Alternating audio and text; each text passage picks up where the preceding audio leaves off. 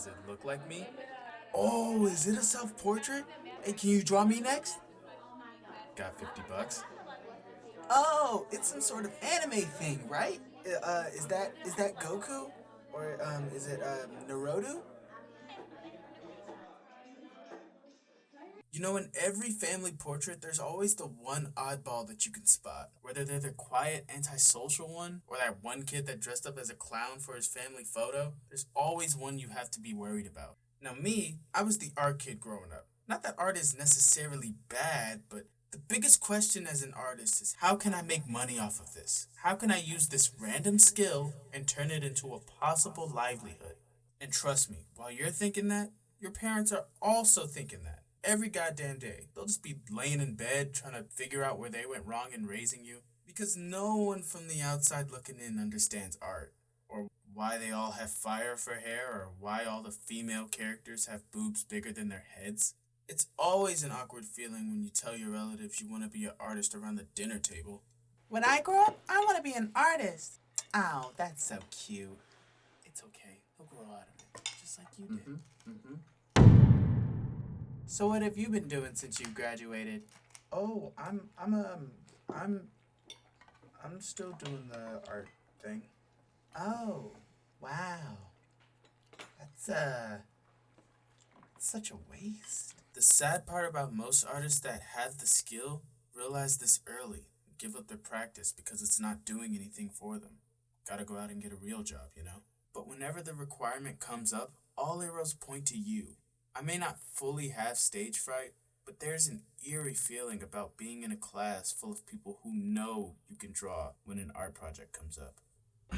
Okay, class, starting today, you have 2 weeks to draw a poster for a project of. You may only work in groups of 3, and only one of you gets to do all the work and not get any proper credit. Now pick your groups.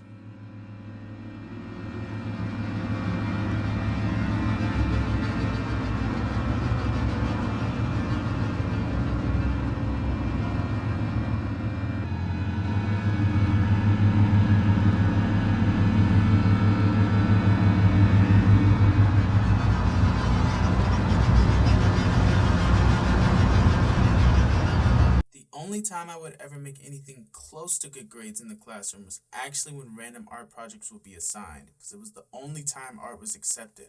9 times out of 10, whenever I put pencil to paper, I'd just completely cover it in graffiti and get called out by my teachers for it. I've actually spent years struggling to focus up on my schoolwork after I almost failed the 7th grade because I never did homework. There were more important things that needed to get done, okay?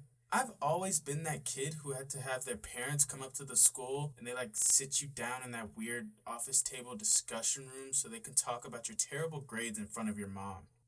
Mrs. Fox, I'm afraid we don't know how to get your son to pay attention in class. Every piece of paper he touches, he just doodles these random characters on it from cover to cover. And there's never any work on them!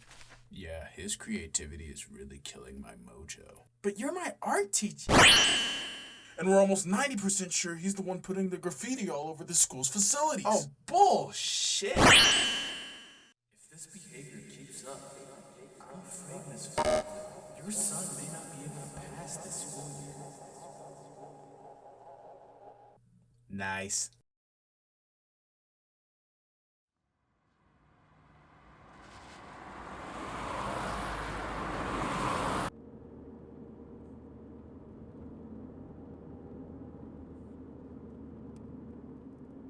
In a room full of people who specifically target you and scold you for your poor behavior in school, it's terrifying, you know? Not because you're scared of them or scared of failing. No.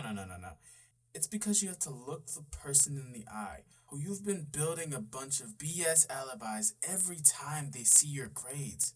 Oh yeah, that was before the test we just took. They didn't put the full grade in yet. Just give it 6 months. No, the teacher themselves told me that was a typo. That 60 is actually supposed to be a 70. Hey, can you sign this random piece of paper real quick? It's for a field trip we have coming up. And those were some of the most awkward rides home I've ever had because how do you punish that? Okay, so since you want to act an ass in class and doodle all over your assignments like some sort of shitty New York graffiti artist, I'm stripping you of your creativity and imagination privileges. Please return your badge and pencil.